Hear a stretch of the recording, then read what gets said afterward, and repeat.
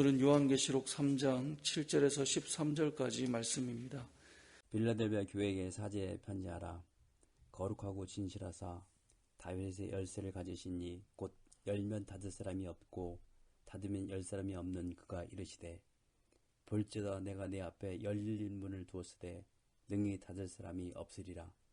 내가 내 행위를 아노니 내가 작은 능력을 가지고도 내 말을 지키며 내 이름을 배반하지 아니하였도다. 보라, 사탄의 해당 곧 자칭 유대인이라 하나 그렇지 아니하고 거짓말하는 자들 중에서 몇을 내게 주어 그들 와서 내 발 앞에 절하게 하고 내가 너를 사랑하는 줄을 알게 하리라. 내가 나의 인내의 말씀을 지켰은즉 내가 또한 너를 지켜 시험의 때를 면하게 하리니 이는 장차 온 세상에 임하여 땅에 거하는 자들을 시험할 때라. 내가 속히 오리니 내가 가진 것을 굳게 잡아 아무도 내 멸관을 빼앗지 못하게 하라. 이기는 자는 내 하나님 성인의 기둥이 되게 하리니 그가 결코 다시 나가지 아니하리라. 내가 하나님의 이름과 하나님의 성 곧 하늘에서 내 하나님께로부터 내려오는 새 예루살렘의 이름과 나의 새 이름을 그 위에 기록하리라. 귀 있는 자는 성령이 교회들에게 하시는 말씀을 들을지어다. 아멘.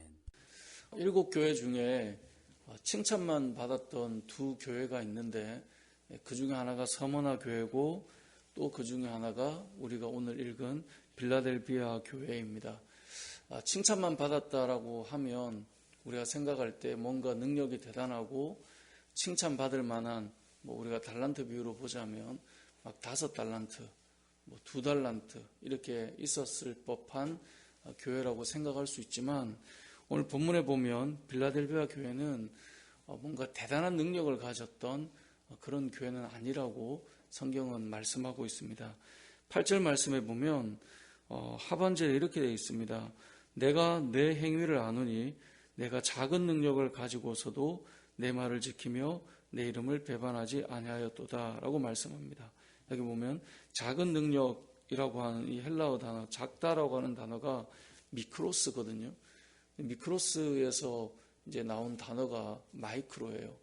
그 마이크로라고 하는 말은 아주 작은 것을 말하잖아요. 그러니까 이 빌라델비아 교회 자체가 가진 능력은 사실 아주 작았다라고 말을 해요. 그럴 만한 게 이 빌라델비아 지역 자체가 여러 가지 내용이 있지만 간단하게 하나만 말씀드리면 지진이 아주 많았던 지역입니다.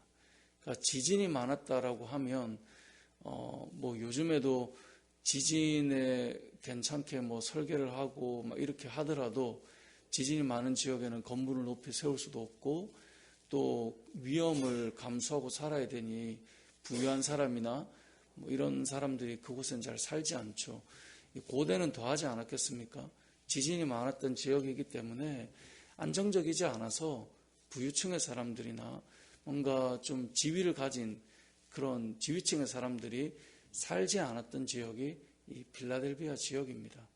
그리고 행정구역도 이름이 계속 바뀌기도 했던 곳이 이 빌라델비아 지역입니다. 그러니까 이런 어떤 유력자가 살지 않는 땅, 가난하고 힘들어서 그런 땅이라도 살아야 하는 사람들이 모여 있는 곳, 그런 곳이 빌라델비아 지역이었습니다. 그러다 보니 오늘 이제 본문에 나오는 것처럼 작은 능력을 가졌다라고 하는 것은 실제로 세상에서의 어떤 현실적으로 뭔가 대단한 것을 할 수 있는 사람들이 아닌 그런 자들이 모여 있었던 지역이 빌라델비아 지역이고 또 빌라델비아 교회가 그런 특징을 가지고 있었다는 것입니다. 그런데 그런 작은 능력을 가졌지만 이들이 칭찬을 받았던 것이 무엇인가를 보면 8절 하반절에 내가 작은 능력을 가지고서도 뭐랍니까? 내 말을 지키며 라고 되어 있습니다. 우리가 편하게 말하면 순종했다 이 말이죠. 그러니까 능력이 막 이렇게 대단하지는 않았지만 하나님 말씀을 잘 지켰다라는 거예요. 또 한 가지는 내 이름을 배반하지 않았다라고 말씀합니다.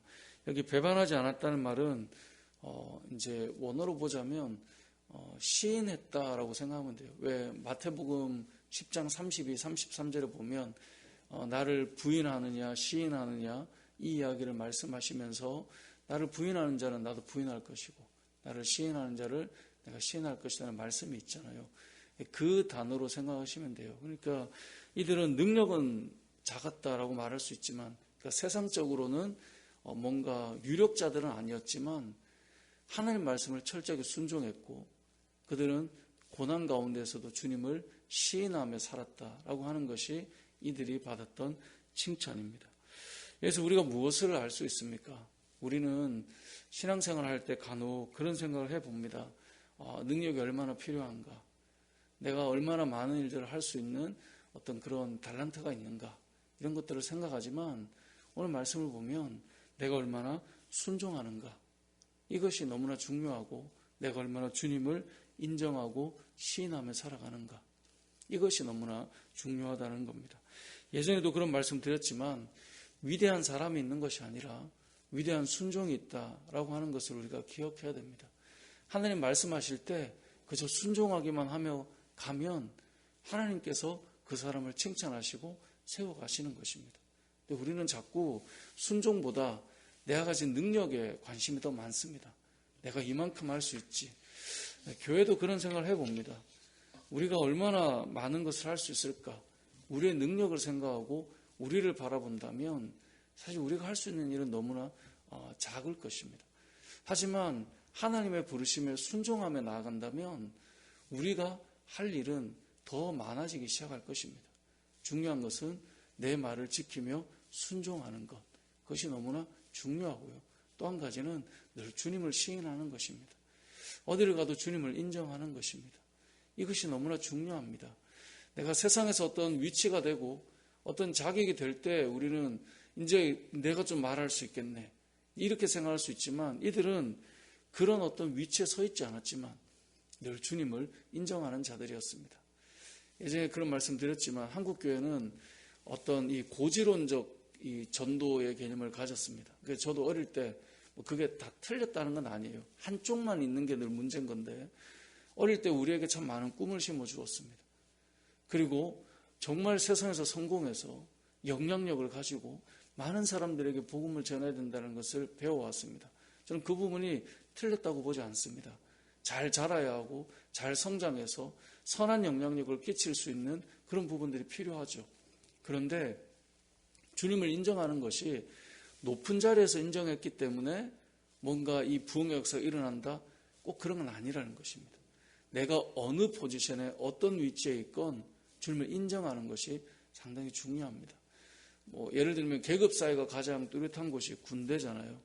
저도 제가 군대 생활할 때 이등병 때 교회 가고 신앙생활 하는 것 때문에 진짜 많이 맞고 많이 이 괴롭힘을 받았지만, 생각해보면 그때 주님을 인정할 때 결국은 고참들도 나중에는 인정하더라고요. 그러니까 우리는 생각할 때 어떤 영향력이라고 하는 것이 이등병 때는 말 안 하고 가만히 있다가 갑자기 병장 때 나는 사실 크리스찬이야, 이런 게 아니라는 거죠. 그렇게 하다 보니 이등병 때 믿음으로 이렇게 고백하다 보니 나중에 저희 중대원이 한 120명 됐는데 거의 한 100명 가까운 인원이 다 교회를 제가 이제 병장 때 다 같이 갔던 기억이 나거든요. 그러니까 생각해보면 그래요. 우리는 어느 위치가 될 때 영향력을 발휘할 수 있다? 그게 아닙니다. 어쩌면 더 힘들고 더 어려울 수 있는 위치에 있다 할지라도 주님을 시인하고 인정하면 그 가운데 하나님께서 역사하심들이 있다라는 것이죠. 그래서 오늘 본문의 내용이 무엇을 칭찬받았느냐? 말씀을 순종하고 내 이름을 배반하지 않는 것. 다시 말해 주님을 그 작은 자로 살아가면서도 시인하고 인정하며 살았던 것. 그것을 우리가 기억해야 합니다. 이렇게 할 때 하나님께서 9절에 보면 사탄의 회당 곧 자칭 유대인이라 하나 그렇지 아니하고 거짓말하는 자들 중에 몇을 내게 주어 그들로 와서 내 발 앞에 절하게 하고 내가 너를 사랑하는 줄을 알게 하겠다라고 말씀해요. 유대인들은 특징이 우리가 앞서 이제 교회들을 볼 때도 등장하지만 선민 사상을 가졌고 먼저 하는 백성이 되었다고 생각했고 하나하나 말하고 이야기하기 좋아하는 사람들이었습니다. 그들은 어떤 믿음의 선배이기보다 결국 돌아보면 사탄의 회당과 같다라고 이미 우리가 보았는데 여기에서도 동일하게 등장합니다. 유대인들이 정말 힘겹게 하는 자들이에요. 하나님의 백성이라고 말은 먼저 택함 받은 자라고 그들은 부름받았다고 말하지만 사실은 너무나 힘들게 하는 자들이죠. 그런데 작은 능력을 가졌지만 바로 이 빌라델비아 교회 앞에 이들이 오히려 절하고 이들 앞에 빌라델비아 교회가 주님의 사랑하는 교회임을 주님께서 보여주시겠다는 거예요. 왜 원수들이 우리 앞에 무릎 꿇고 이들이 하나님이 사랑하는 자였구나, 그것을 경험하게 해주겠다는 거죠. 그럼 믿음으로 살다 보면 되게 커 보이고 우쭐해 보이고 여러 가지 이야기를 하고 막 이런 사람들도 결국 하나님께서 그들 위해 세워주시는 그런 은혜들을 경험하게 해주겠다라고 하는 것이 오늘 본문의 내용입니다. 다윗도 그런 고백을 하잖아요. 시편 23편에 보면 내 원수들의 목전에서 내게 상을 베푸신다라는 것이 그런 의미잖아요. 여기서 상이 밥상을 차려주시는 걸 말한다고 말씀드렸잖아요. 원수들이 볼 때 하나님이 이 사람을, 하나님의 백성을 이렇게 세우는구나. 이 땅을 살아가는 저와 여러분들이 이 빌라델비아 교회를 꼭 기억했으면 좋겠습니다. 말씀을 맺겠습니다. 우리의 능력이 얼마나 큰가, 그게 중요한 것이 아니라 우리가 주의 말씀에 순종하고 있는가, 또 내 위치가 높으냐 낮으냐의 문제가 아니라 내가 어디에 있든 주님을 인정하며 살아가는가. 어찌 보면 낮은 자리에 있을수록 더 어려울 수도 있지만 주님을 인정하고 살아가는가. 이런 것들을 주님이 보시고 기억하시고 칭찬하시며 결국은 들어서 사용하실 것인데, 저와 여러분의 삶이, 또 우리 교회가, 우리의 인생이 하나님께서 칭찬하시는 이 빌라델비아 교회와 같은 그런 삶이 되시길 주님의 이름으로 축복합니다.